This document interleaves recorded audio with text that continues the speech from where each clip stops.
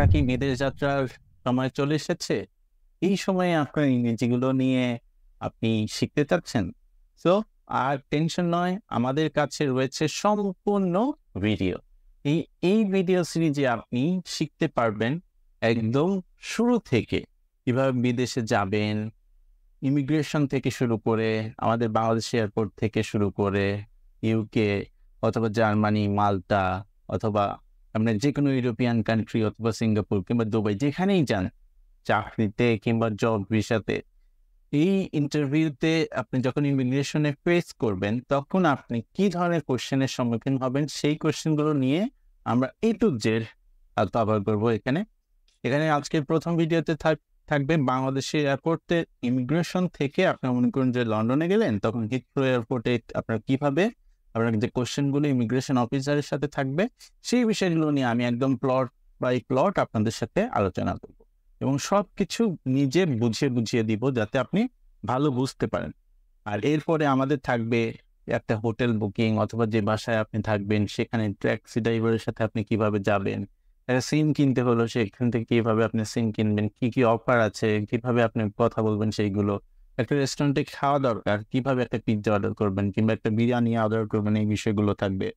So এই ভিডিওটা কিন্তু আপনার বিদেশ যাত্রার যাবতীয় ইংরেজির একটা সমাধান। আমরা ভিডিওগুলো পার্ট বাই পার্ট দেবো। আজকে প্রথম পার্ট, এই প্রথম পার্টে আপনি বাংলাদেশ থেকে কিভাবে বিদেশে যাবেন সেই বিষয়গুলো আমরা ইমিগ্রেশনে আকারে সবকিছু তুলে ধরবো। সো প্রথমত welcome to Manchester English academy. আমি কৃষ্ণ কুমার শর্মা রয়েছি আপনাদেরকে লেটস ইউ স্পিক ফ্লুয়েন্টলিতে। তো আমি আপনাদেরকে শেখাবো আজকে বিদেশ যাত্রার ইমিগ্রেশন, বাংলাদেশ থেকে ইউনাইটেড কিংডমে কিভাবে যাবেন যাবতীয় বিষয়। তো চলুন শুরু করি। তো সিন নাম্বার 1 দেখেন যে going abroad from Bangladesh, all English এখানে পাচ্ছেন। তো বাংলাদেশ থেকে বিদেশ যাওয়ার সব ইংরেজি। সিন 1 মনে করুন এই যে সিন 1টা আপনি পাচ্ছেন, এখানে প্রিপারেশন বিফোর ডিপার্চার। আপনি অবশ্যই before you leave for the United Kingdom, make sure you have all the documents ready. যখন আপনি বিদেশের জন্য যাচ্ছেন অবশ্যই আপনার সব ডকুমেন্ট যেন রেডি থাকে। এর মধ্যে আপনি কি থাকবে, পাসপোর্ট, ভিসা, ওয়ার্ক পারমিট বা স্টুডেন্ট ভিসা হইলে পরে আপনি স্টুডেন্ট ভিসা রেডি থাকবে, flight tickets and many other necessary paper work. যা যা দরকার সব কিছু আপনি কিন্তু নেবেন, নাহলে আপনার অনেকটা বিরাট সমস্যা হয়ে যেতে পারে। So make sure take every possible required documents ready. হ্যাঁ, keep copies of the documents in a separate place for safety. একটা সব কিছুরই একটা সেপারেট ডকুমেন্ট আপনি সাথে রাখবেন যাতে আপনার কোনো সমস্যা না হয়। হ্যাঁ, অবশ্যই এই যে টাকা পয়সা কিংবা মানি, যে আপনার পাসপোর্টের সাথে তো আপনার ডলার্স এন্ডোর্সমেন্ট থাকে, সব কিছু বিষয়গুলো সব সুন্দর করে নেবেন। হ্যাঁ, ওকে, লেটস পরের বিষয়টা দেখেন। সিন 2তে যখন আপনি যাবেন, যে ঢাকা এয়ারপোর্টে আপনি অবতরণ করলেন, ফ্যামিলিকে বিদায় জানাচ্ছেন। মনে করেন আমি যাচ্ছি, আমার নাম কৃষ্ণ কুমার শর্মা। হ্যাঁ, আমি ঢাকা এয়ারপোর্টে আছি, আমি approaching to the immigration counter. আমি ইমিগ্রেশন কাউন্টারের দিকে যাচ্ছি এবং আমার ইমিগ্রেশন অফিসার মিস্টার রহমান, বাংলাদেশে যেহেতু আমাদের বাংলাদেশি ভাইরাই থাকবে, সে সিটেড ইন দ্য কাউন্টার, সে একটা সুন্দর কাউন্টারে বসে আছে। তো অফিসার রহমান আমাকে দেখে বলল, good morning, May I see your passport and visa please. যেটা আমাদের বাংলায়ও বলতে পারে গুড মর্নিং বা গুড আফটারনুন, টাইম অনুযায়ী আমি আপনার পাসপোর্ট এবং ভিসা পেতে পারি কি, দেখতে পারি। তখন আমি বলছি, good morning officer, here are my passport and visa.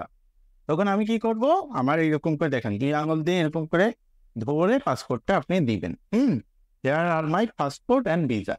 তখন আমি সুন্দর মতো তাকে দিলাম। দেওয়ার পরে সে কি রিপ্লাই দিচ্ছে দেখুন, মিস্টার রহমান বলছে যে thank you, what is the purpose of your visit to the United Kingdom. কি পারপাসে আপনি যাচ্ছেন, কি উদ্দেশ্যে আপনি ইউনাইটেড কিংডমে যাচ্ছেন। তো ফর এক্সাম্পল আমার যদি আপনার ভিসা হয় ওয়ার্ক পারমিট ভিসা, তাহলে আমি বলবো যে I am going to the United kingdom for work. অথবা আমার যদি স্টুডেন্ট ভিসা হয় তাহলে আমি বলবো I am going to the United kingdom for study. So যেহেতু আমি এখানে ওয়ার্কটা মেনশন করেছি, দেখেন I have a job offer from a company. আমি বললাম যে I have a job offer from ABC company or orange company or oxygen company and I have been granted for a work visa. এবং আমি অনুমোদন পেয়েছি কি work ভিসার একটা অনুমোদন পেয়েছি। আচ্ছা গুড। এরপর মিস্টার রহমান আমাকে কি বলবে দেখেন, বলছে can you please provide me with the details of your job offer and the company's contract information? So Mr. Officer, যখন আমাকে মিস্টার রহমান সে আমাকে বলছে তুমি তোমার সব জব অফার এবং কোম্পানি ডিটেলস কন্ট্যাক্ট নম্বর সহ আমাকে দেখাও।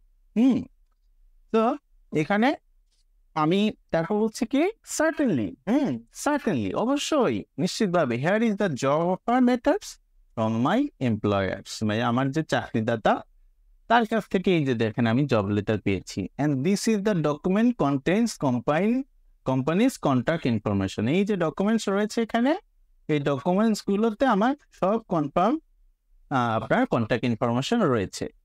তারপরে আমি এগুলো সব জব অফার এবং সবকিছু কন্ট্যাক্ট ইনফরমেশন গুলো দেখাবো, ঠিক আছে? ওকে, চলুন এরপরে সে আমাকে বলছে thank you, how long do you plan to stay in the United Kingdom? যে হাউ লং কি পরিমাণ, কত দূর আপনি থাকতে চাচ্ছেন, কত সময়। হ্যাঁ, তখন আমি বলবো my work contract is for 2 years। আমি বলবো যে আমার ওয়ার্ক কন্ট্রাক্টটা এখন 2 বছরের জন্য পেয়েছি, so I plan to stay for that duration. আমি ওই 2 বছরের জন্য আপাতত ওখানে থাকবো। হ্যাঁ, ওকে, যা আছে তাই বলি, পরবর্তীতে আমি যা কি করবো না করবো সেটা আমি বলবো না, ঠিক আছে? তো আমার আপাতত যা রিয়েলিস্টিক সেইটাই বলবেন, ওকে? আচ্ছা, এরপরে দেখেন অফিসার আমাকে বলছে যে do you have any relatives or friends in the United Kingdom? যে আপনার কোনো ফ্রেন্ডস আর কোনো আত্মীয় স্বজন বা বন্ধু বান্ধব কি আপনার রয়েছে? তা আমি আপাতত বললাম যে No, I don't have any relatives or friends there.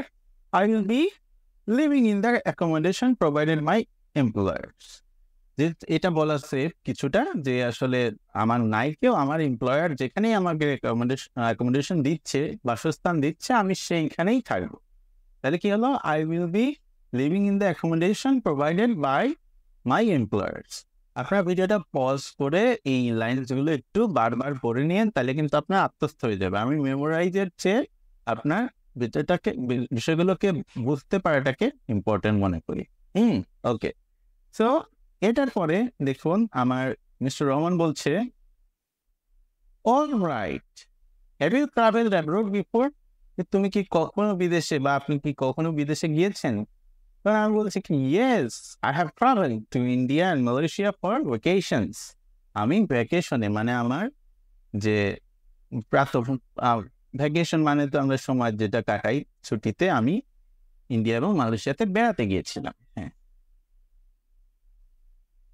আচ্ছা, এরপরে দেখুন মিস্টার রহমান আমাকে বলছে যে ইমিগ্রেশন অফিসার, হ্যাঁ ওকে, everything seems to be in order. Everything seems to be in order. এটা একটা ফ্রেজ, মানে হচ্ছে আপনার সবকিছু ঠিকঠাক আছে। হ্যাঁ, hello sir, journey and good luck with your new job. যদি একটু অফিসার ভালো হয়, সে আপনাকে সুন্দর মতো একটু গ্রিটও করে দেবে এবং উইশও করে দেবে। হ্যাঁ, they have a safe journey and good luck with your new job, যে আপনার নতুন জবের জন্য আপনার বেশ ভালো ইয়ে হোক। তখন আমি বলছি thank you very much officer. আমি থ্যাংক ইউ ভেরি মাচ অফিসারকে বলে আমার যত ডকুমেন্টস তাকে দিয়েছি সব আমি ওগুলো কি করব, আমার কালেক্ট করে আমার বোর্ডিং গেটের ওখানে প্রসিড করব। ঠিক আছে, আপনারা বুঝতে পারছেন? ওকে, আমার তাহলে এই সিনটা কিন্তু সমাপ্ত। এখন আমি চলে আসলাম ইউকেতে। হ্যাঁ, আমি এখন ইউকেতে মনে করুন প্লেনে করে উড়ে বাংলাদেশ থেকে ইউকেতে চলে আসলাম। Arrival in the airport, United Kingdom. আচ্ছা, কৃষ্ণ কুমার শর্মা, আমি চলে আসলাম এয়ারপোর্টে, অ্যাপ্রোচেস টু ইমিগ্রেশন কাউন্টার। এই যে ইমিগ্রেশন কাউন্টারে আমি চলে আসলাম। ইমিগ্রেশন কাউন্টারে এসে আমার ইউকে ইমিগ্রেশন অফিসার মনে করেন সে আমাকে বলছে গুড আফটারনুন। যে সময় যেতে লাগবে ওই সময় ওই দেশে গুড আফটারনুন হয়েছে, good afternoon, may I see your passport and work visa please? যেটা আমি ওয়ার্ক ভিসা গিয়েছি, সো সে আমাকে এটাই যাবে যে may see your passport and work visa please. তো আমি গেলাম, আপনি স্টুডেন্ট ভিসা হইলে স্টুডেন্ট ভিসা দেখ। আমি বললাম good afternoon, here are my passport and work visa. তাহলে আমি এগুলো সুন্দর করে তাকে হ্যান্ড ওভার করলাম। ওকে, এরপরে ইউকে ইমিগ্রেশন অফিসার আমাকে বলছে, thank you, what is the purpose of your visit? কি উদ্দেশ্যে আপনি আসছেন? আমি তো ওয়ার্ক ভিসার জন্য যাচ্ছি, সেটাই বলতে হবে।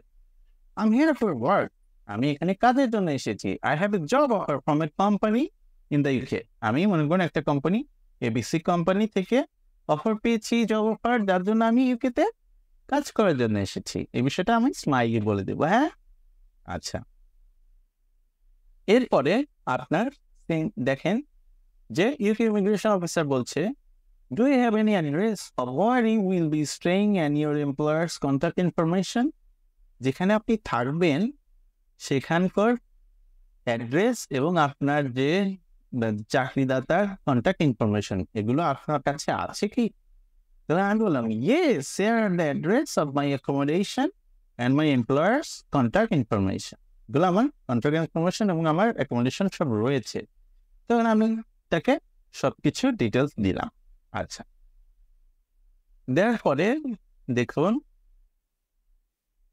ইউকে ইমিগ্রেশন বলছে, thank you, welcome to the United Kingdom, have a pleasant stay. তারপর আমি বললাম থ্যাংক ইউ। সো বেসিক্যালি সে আমার ভিসাটা, মানে সে আমার ইমিগ্রেশনটা পাস করাই দিল।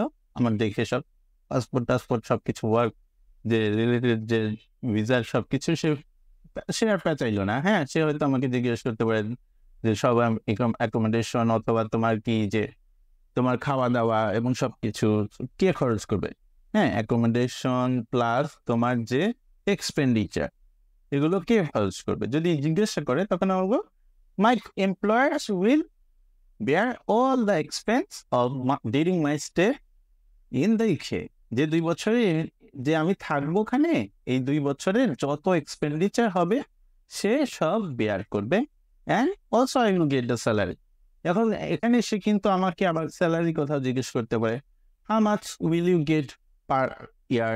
তখন আমি হয়তো বললাম যে 26,000 পাউন্ডস, অথবা যেটা আমার লেখা আছে সেটাই কিন্তু আপনি বলবেন। For example 30,000 pounds per Anam or annual. হ্যাঁ, এই বিষয়গুলো আপনি বলবেন, আপনি যা ইনফরমেশন সেইটাই আপনি দেবেন। সো এইভাবে কিন্তু আপনি ওভারঅল ডিসকাশনটা করতে পারেন। আপনার যদি আরও ইন ডিটেলসে জানার থাকে আমাদের এই নাম্বারে ফোন করতে পারেন, 01773744422। আপনাদের যাবতীয় কোয়েশ্চেন আমি আপনার আনসার দেওয়ার চেষ্টা করবো, যেহেতু আমি ইউকেতে একবার নিজেই ইমিগ্রেশন ফেস করেছি। সো আপনাদেরকে আমি অবশ্যই এই বিষয়গুলো জানানোর চেষ্টা করব। আপনারা অবশ্যই আমাদের কমেন্টস করে জানান। আর এই ভিডিওটা করার জন্য কিন্তু আমাদের বেশ রিসার্চ করতে হয়েছে, কষ্ট করতে হয়েছে। যদি আপনারা একটু লাইক করে আমাদের এই চ্যানেলটা সাবস্ক্রাইব করে রাখেন, পরবর্তী ভিডিওটা কিন্তু আপনিই পাবেন। সো ভিডিওটা কিন্তু আপনি অবশ্যই চ্যানেলগুলো সাবস্ক্রাইব করে রাখবেন। সাবস্ক্রাইব করে রাখতে কিন্তু কোনো টাকা লাগে না, কিন্তু আপনার লাভ হবে, কারণ আমরা প্রতিনিয়ত কিন্তু ভিডিওগুলো দিচ্ছি এবং ভালো ভালো ভিডিও আপনার চোখে পড়লে কিন্তু আপনি দেখতে পারবেন। আর যদি লাইক কমেন্ট শেয়ার না করেন তাহলে দেখা যাবে যে আপনি ভিডিওটা মিস করলেন, আপনার একটা লস হয়ে যেতে পারে। তো ভিডিওগুলো দেখতে থাকুন এবং ধন্যবাদ। আপনার বিদেশ যাত্রার শুভ হোক। এবং এরপরে যে আমি আপনার বলছি যে পুরো বিষয়টা দেখেন, আমি যেহেতু আপনি বললাম তার জন্য আমরা বলছি this is the complete process of departure in Bangladesh to arrival in the United Kingdom. Make sure you have all the documents in order, আর সব কিছু রেডি থাকবে।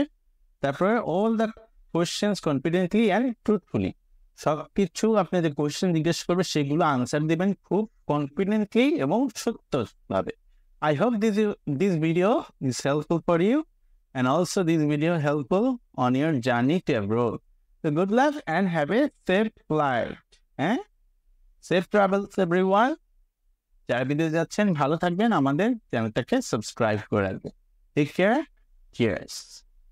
ভালো লাগলে ভিডিওটা শেয়ার করে রাখবেন বন্ধুদের সাথে। আর পরবর্তী ভিডিও কিন্তু আপনার কিভাবে আমরা এই ইমিগ্রেশনের পরে কিভাবে ট্যাক্সি যাব এবং সব বিষয়গুলো, সিম কেনা, সবগুলো কিন্তু থাকবে। এটা পার্ট 1 ছিল এবং পার্ট 2 কিন্তু আসছে। হ্যাঁ, coming. So make sure stay with us. Thank you very much. This is Krishna Kumar Sharma. আপনাদের থেকে বিদায় জানাচ্ছি। ভালো থাকবেন। Cheers. Bye.